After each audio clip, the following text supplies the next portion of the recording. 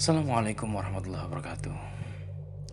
Friendku semua dimanapun kalian berada, berjumpa lagi dengan saya Jackie di kisah horor. Untuk malam ini saya akan membacakan sebuah cerita dari Elikia Desi. Jika kalian ingin membaca kisah horor yang lain dari Elikia Desi, silahkan klik link yang ada di deskripsi. Untuk malam ini saya akan membacakan sebuah cerita atau kisah horor dinas malam perawat yang mencekam. Selamat mendengarkan.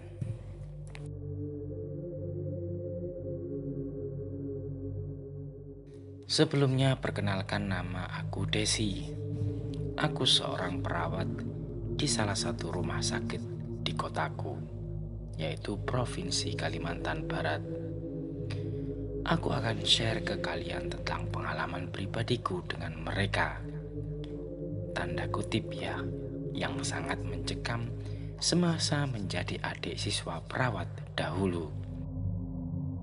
Tepatnya tahun lalu di tahun 2016, semasa mengambil profesi gelar nurse atau perawat.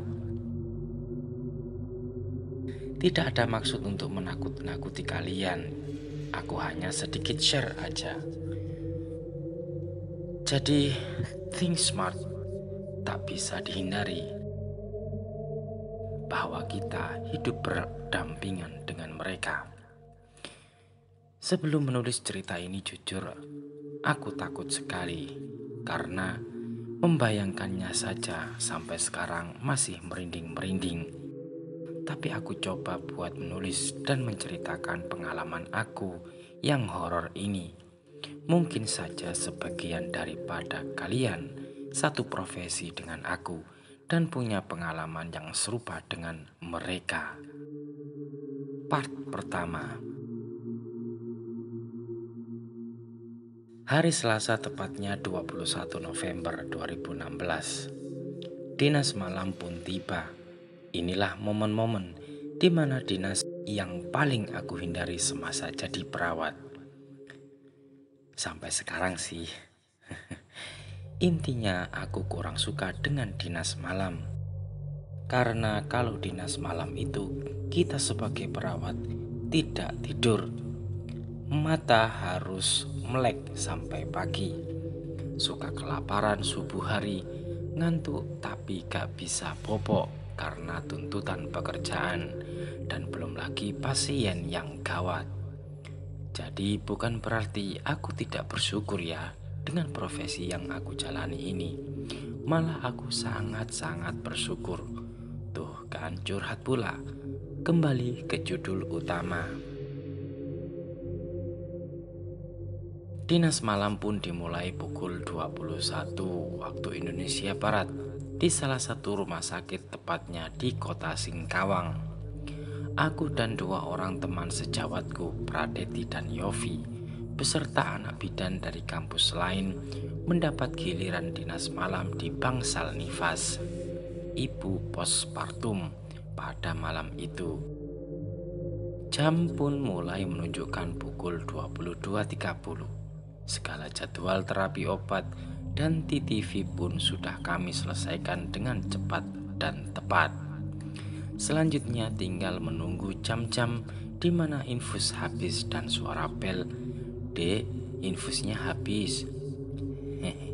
Karena memang seperti inilah aktivitas dinas di malam hari. Jam pun menunjukkan pukul 23.00 waktu Indonesia Barat. Tak ada satupun bunyi bel dan akhirnya kami memutuskan untuk menulis askep atau asuhan keperawatan. Di sela-sela menulis mulai terasa hawa yang tidak mengenakkan. Tercium bau amis darah yang sangat pekat. Sontak kami semua mencari titik bau tersebut, tapi tak kami temukan setitik pun darah di nurse station kami. Dan beberapa saat kemudian, lampu di nurse station kami mati selama 2 detik, dan kemudian hidup kembali. Kami semua terdiam bingung siapa yang mematikan lampu tersebut.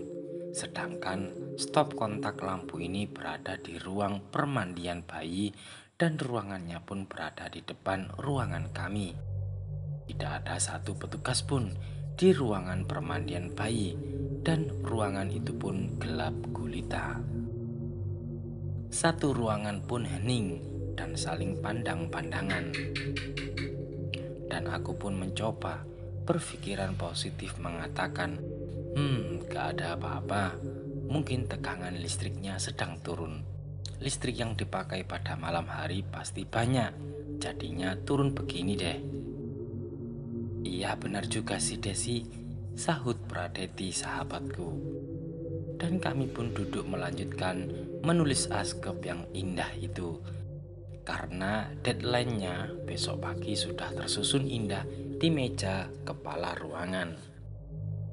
Beberapa menit setelah kejadian lampu yang padam itu, mulai terdengar suara ketukan di samping ruangan kami, yaitu ruangan gudang.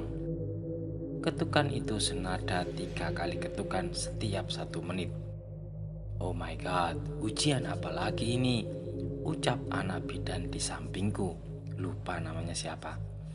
Aku, Pradeti, dan Yofi mengakhiri menulis askep ini dan berniat menuju ke arah gudang tersebut. Beberapa detik setelah kami melangkahkan kaki menuju lorong yang hendak ke arah gudang tersebut, tercium lagi bau amis yang tadi kami cium. Dan benar-benar ini amis banget. Aku sampai mau muntah dan terdengar suara anak bidan yang memanggil namaku. Kak Desi, ini kunci gudangnya. Anak bidan ini memberikan padaku kunci gudang. Kami pun menuju gudang. Sesampainya di depan gudang, aku dan Pradeti menoleh ke lorong kamar pasien. Pada saat yang bersamaan, aku dan Pradeti langsung merinding seperti ada yang lewat di belakang kami. Kami pun terdiam. Kemudian Yofi rekan sejawat memukul bahu kami karena yang terlihat pucat pada saat itu. Desi, Deti, kalian kenapa sih kok pucat dan diam gitu? Sahut Yofi sambil memukul bahu kami berdua. Gak enak aja Yofi rasanya, kami gak ikutan deh buka gudang, kata Pradeti. Dan akhirnya kami memutuskan untuk kembali ke nurse station. Setibanya kami di nurse station, kakak perawat pun memanggil kami dan berkata, Dek, kalian kemana tadi? Kenapa bawa kunci gudang?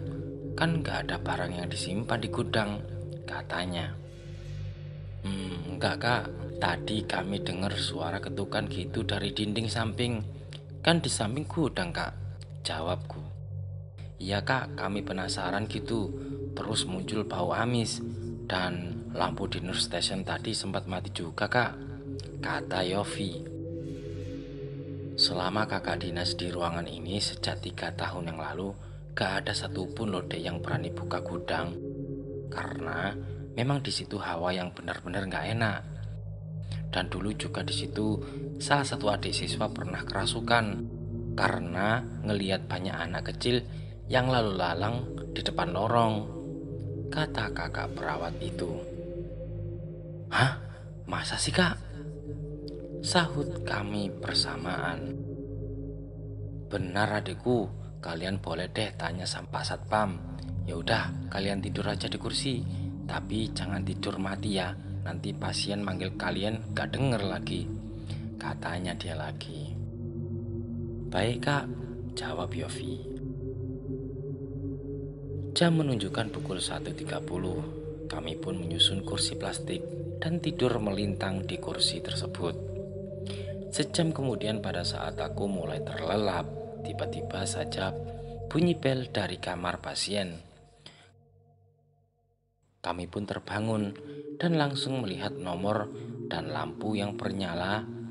Dari bel yang berbunyi tersebut ternyata kamar 2 sensor. Sengaja tidak aku sebutin nomornya karena privasi.